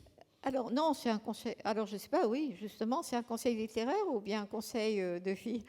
Parce que le conseil littéraire, si on peut dire, du moins, je crois qu'il faut leur faire écrire quelque chose de leur propre autobiographie, par exemple, de leur ascendance. Enfin, ça me paraît tellement évident quand on... Oui, c'est le seul... ce qui me vient à l'esprit. Ça vous paraît étonnant, non? Mais pour moi, non, ça me paraît... Qu'ils se racontent, vous voulez dire? Oui, bien sûr. Que les enseignants les poussent à se raconter? Oui, parce que c'est très difficile, en fait. C'est très difficile. Et voilà. Par où ils auraient envie de commencer, etc. C'est ça, justement, par où commencer. J'ai l'impression que je vous frappe de stupeur en disant ça. Non, c'est... En tout cas, votre prochain cours est fait. Hein. Alors, est-ce qu'il y a encore 3 séries de questions? Je vois monsieur ici. Si d'autres mains se lèvent... Non, monsieur, madame, je vous ai vu. Monsieur. Bonsoir. Merci pour ce moment. Ce n'est pas pour aucune comment dire, comparaison avec certaines personnes. Voilà, donc je suis d'IFTO. Voilà, j'ai l'honneur d'être élu à IFTO à l'époque avec monsieur Canu. Hein. Oui. Donc c'est une fierté de vous voir, Madame Ernaud. J'ai eu le plaisir de vous voir il y a 4 ans oui. Lorsque vous étiez fait citoyenne d'honneur. Et garde précieusement la place que vous m'aviez dédicacée. Ah voilà, oui. La place, le livre qui m'a peut-être le plus bouleversé de ma vie. Voilà, voilà, ça fait résonance, comme beaucoup de gens, je pense. Et j'aurais une question assez simple. Êtes-vous toujours révolté? Oh, je pense que oui. Oui, tout à fait, vraiment. Alors, qu'est-ce qui vous révolte? Je vais pousser la question de monsieur. Si vous êtes toujours révolté, j'imagine que l'actualité en ce moment vous donne matière quotidienne à vous révolter? Oui, c'est ça. C'est-à-dire que loin de voir que la justice sociale progresse, je vois le contraire. C'est ça. Sous des formes différentes, bien sûr, d'autrefois. Et il n'y a pas que cela, c'est aussi, oui, c'est le... je pense qu'on a... alors, il y a une chose qui me semblait à certains moments me réjouir, c'est, par exemple, au moment du mouvement des Gilets jaunes, le sentiment qu'il y avait une conscientisation politique qui s'effectuait à toute allure à ce moment-là. Qui n'avait pas eu lieu depuis très longtemps. Mais maintenant, je passe par des périodes, voilà, pendant les grèves contre la retraite prolongée. J'avais le sentiment que, justement, il y avait un mouvement vraiment fort. Et puis... voilà, on retombe aussi dans une forme, bien sûr, d'apathie ensuite. Mais non, je crois que j'ai pas lieu de me réjouir avec beaucoup de gens, effectivement, de ce qui se passe. Mais voilà. Mais une prix Nobel révoltée aujourd'hui, une prix Nobel de littérature révoltée, forcément, ça doit intéresser beaucoup de gens, beaucoup de causes. Vous êtes extrêmement sollicité. Comment comment faire le tri, comment accepter, comment refuser. C'est un peu votre lot quotidien depuis Oui, c'est un peu ces ça. dernières années. C'est un peu ça. Parce que aussi, moi, j'ai l'impression d'être débordée justement par les demandes, et de me dire, mais en quoi un prix Nobel de littérature peut changer? Vous pensez bien que je me dis que dans le monde actuel, prix Nobel de la paix, prix Nobel de littérature, ça n'a pas l'impact que ça pouvait même avoir du temps de Camus, quoi. Voilà, c'est ça.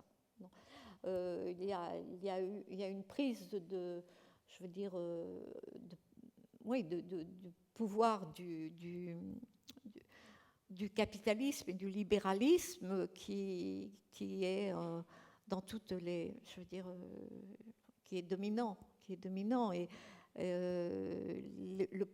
je veux dire, les voix qui s'élèvent sont beaucoup moins, je veux dire, entendues, c'est clair. Alors, on aura une question. Si vraiment certaines ou certains veulent encore poser des questions, il faut vous signaler parce que dans quelques minutes, il sera trop tard. Donc, je vous ai vu. Ah ben voilà, je vous ai vu, je vous ai vu, je vous ai vu. Allez-y, madame. Bonsoir, madame Ernaud. Je suis là. Ah, voilà, parce qu'il y a plusieurs. Vous avez dit tout à l'heure que vous ne pouviez pas être nostalgique de la période où vous étiez à Lillebonne, mais comment vous vous sentez? Est-ce que vous avez de la nostalgie quand vous écrivez vos livres? Comment j'ai... Si vous avez dans quel sentiment vous écrivez vos livres? Est-ce que vous êtes nostalgique? Est-ce que...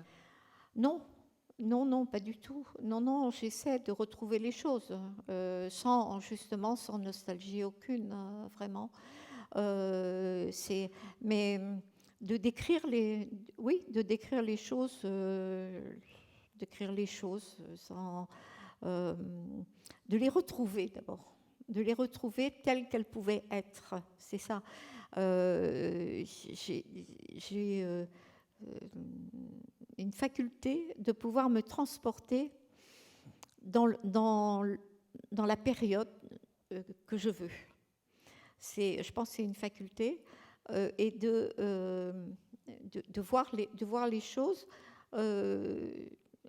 telles qu'elles pouvaient être et sans regret, au contraire, je suis très heureuse de les retrouver. Donc, je n'ai pas de nostalgie à les écrire, simplement les écrire telles qu'elles pouvaient être, c'est ça. Mais pas du tout de nostalgie, ouais. Alors, il émane quelquefois, comme dans les années, une forme de mélancolie, bien sûr, de tout, mais la mélancolie, elle vient tout simplement du temps qui passe, des choses qui passent, et qui fait que ce mouvement, et puis la mélancolie, elle est tout simplement aussi l'effet qui est un effet proprement littéraire, c'est-à-dire l'utilisation constante de l'imparfait. L'imparfait qui est d'un bout à l'autre du livre, en arrivant aux années dans lesquelles, au moment où je termine le texte, on est, c'est-à-dire en 2007, j'écris à l'imparfait. Donc, il est évident que c'est le temps de la mélancolie, c'est le temps de ce qui reviendra jamais. Hein, l'imparfait, voilà. Donc, c'est alors que maintenant beaucoup de livres, je ne sais pas si vous avez remarqué, beaucoup de livres sont écrits au présent, même quand il s'agit du passé, c'est écrit au présent. Et ça, c'est très symptomatique d'un changement de la pensée, de la personne, de la perception de soi. C'est-à-dire que c'est comme s'il n'y avait plus passé, présent, avenir, et que la littérature aussi nous apprend sur la période dans laquelle on vit. Allez, on va prendre les 3 dernières questions. Je vous ai vu. On en avait une première ici, une ensuite ici et une dernière ici pour terminer. Bonsoir Madame Ernaud. Déjà merci pour ce beau moment de partage. J'avais une petite question. Si vous aviez un message à faire passer à la jeunesse et aux personnes qui nous écoutent, quel serait-il? Message à la jeunesse. Le message à la jeunesse. Vous intervenez régulièrement dans les lycées, vous prenez du temps régulièrement pour aller dans un lycée. Plus maintenant, vous l'avez longtemps fait. Je l'ai fait, oui. Non, je l'ai fait, oui, bien sûr. Il y a tellement de messages qu'on peut donner. Moi, choisir entre... voilà. Il y a eu voilà, vous voyez comme le temps passe. Je ne sais pas si vous vous souvenez de Stéphane Hessel. Indignez-vous. Hein, Stéphane Hessel qui est décédé il y a, je sais pas, je crois que c'est en 2016 ou 2017, et c'était indignez-vous. Voilà. Alors à la jeunesse, on ne peut pas dire ça, indignez-vous. C'est un mot pour des adultes, ça, de s'indigner. Puis ça n'allait pas très loin de s'indigner, parce qu'on fait que ça au fond. Hein, on s'indigne beaucoup. Non, je crois que...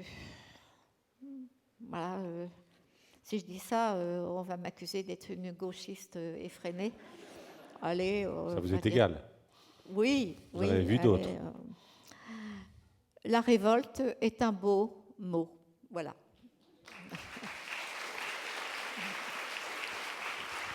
Madame, là, juste à votre droite, voilà. Bonsoir et merci. C'était vraiment un très beau moment que vous nous offrez ce soir. Vous disiez tout à l'heure ne pas écrire sur Lillebonne, mais est-ce que ce soir à Lillebonne, vous pouvez nous dire sur quoi vous écrivez aujourd'hui? Alors, je ne parle pas, parce que quand vous dites vous écrivez sur quoi, comment est-ce qu'on peut résumer un livre qui n'est pas fini, vous voyez? Parce que c'est seulement quand un livre est fini que je sais, au fond, à peu près. Je ne sais même pas ce qu'il est encore, parce que la plupart du temps, c'est l'accueil. Ce sont les lecteurs qui vont me dire, au fond, ce qu'il est. Voilà. C'est vraiment ça. Mais je pourrais donner quelques indications. Alors, comme j'ai 2 livres, en cours, je peux vous donner une vague indication. Il y en a un. Vous pouvez comprendre, c'est sur la vieillesse. Qu'est-ce que ça signifie, bien sûr. Et un autre qui est, peut-être qu'ils vont se rejoindre, l'un ou l'autre, je ne sais pas. L'autre, bien sûr, c'est encore sur parcours de femme. Voilà. Madame. J'espère que je ne serai pas la dernière à intervenir. Je veux dire que j'ai passé une journée merveilleuse entre l'inauguration du Festival du Livre et votre rencontre, plus la conférence de ce soir qui a été très intéressante. En tant que prix Nobel de la littérature, évidemment, je rejoins un peu la question du monsieur qui demandait un message à faire passer à la jeunesse, mais prix Nobel de littérature révolté contre toutes les indifférences et la poussée vers les extrêmes du non-respect des différences, et avec tous les mouvements de population qui se passent dans le monde entier, plus le cimetière de la Méditerranée, plus la guerre à nos portes. Quel message pourriez-vous laisser passer afin de repousser les extrêmes de pensée sur le racisme, la xénophobie et sur tout le reste? Mais c'est le grand message. Le grand message, c'est que quelle est la justification, que peut être la justification de l'inégalité, de l'injustice.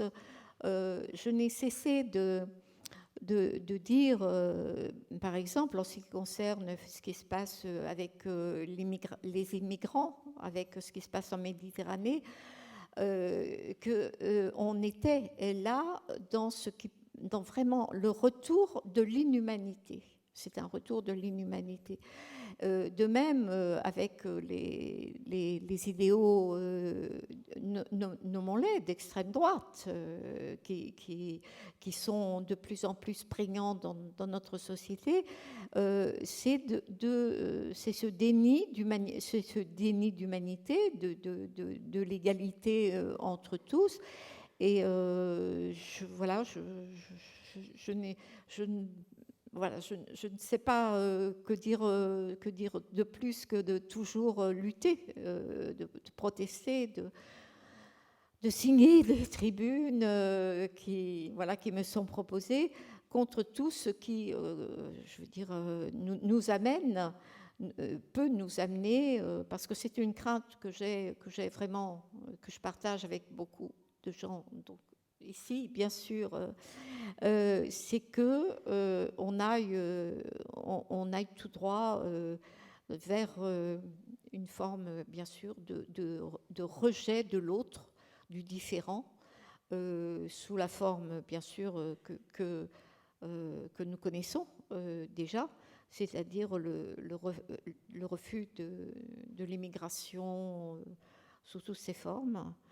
Et que, en fait, on se condamne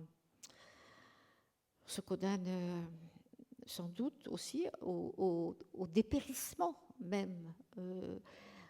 Moi, je constate que avec ce désir qu'il n'y ait plus un seul, finalement, le rêve de certains, c'est qu'il n'y ait plus qu'une France, uniforme, disons le mot, une France blanche, une France, c'était effectivement le retour de la barbarie, c'est ça, c'est le retour de la barbarie.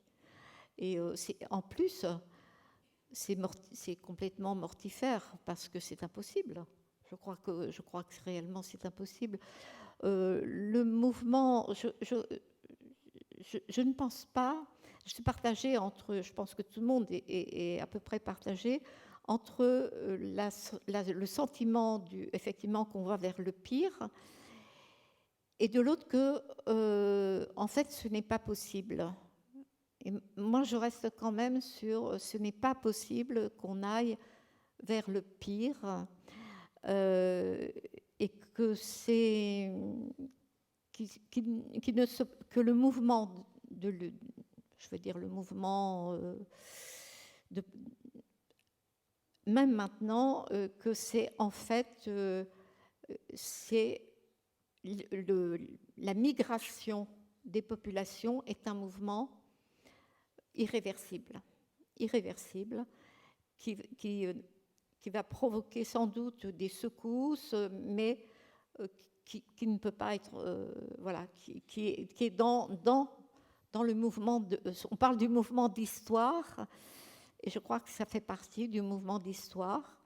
Je pense aussi, autre chose, qu'il y a un autre mouvement d'histoire qui est celui de la prise en compte des femmes, voilà, le pouvoir des femmes, que c'est quelque chose aussi qui est en route, qui aura aussi des secousses, voilà. Si on prend par exemple l'exemple effectivement de l'Italie, avec Giorgia Meloni, qui est d'extrême droite. En fait, elle ne peut pas rejeter tous les migrants. Elle appelle au secours l'Europe dans ce travail. Et c'est en fait même elle n'accomplit pas son programme. Donc je pense qu'on verra que c'est en fait le programme, disons le mot, le programme du Front National. Ça s'appelle plus Front National d'ailleurs, je crois. Donc c'est ouais. On va dire que c'est pareil. Oui, c'est pareil. Voilà, c'est pareil. En fait, n'est pas applicable. C'est ça. c'est pas seulement une espérance, je crois que réellement ça ne l'est pas. On restera effectivement sur cette idée que le pire... Oui. Que le pire n'est jamais sûr, que le droit des femmes, les droits des femmes, effectivement, oui. seront plus que jamais je crois qu'il y a un mouvement de fond, je pense, de la part de la jeunesse, des femmes jeunes. Moi, j'ai vu l'évolution. Je l'ai vraiment ressenti à partir des années 2000. À partir des années 2000, je veux dire que j'avais quelquefois l'impression que je rencontrais des filles beaucoup plus féministes que moi. Voilà. Donc, ça me paraît extrêmement prometteur, oui. La relève est donc assurée. Vous parliez du fil du temps. Ce fil du temps, on l'a un peu remonté avec vous ce soir, Annie Ernaux, et je tiens à vous en remercier. Je rebondirai sur ce que nous disait Manuel au début de cette rencontre en vous remettant ce livre d'or. Il y a un peu, je pense que vous le saviez déjà avant de venir ici, il y a un peu de chaque Lillebonnais avec vous dans ce que vous avez écrit et vous l'avez encore vu aujourd'hui, et je crois que soyez assurés qu'en repartant d'ici, vous emporterez, je crois me faire le témoin de ceux qui sont là, vous emporterez un petit peu de chacun de nous au long de cette journée et de cette soirée. Et puis, en conclusion, continuez à écrire et revenez à Lillebonne. Merci à vous. Merci à vous.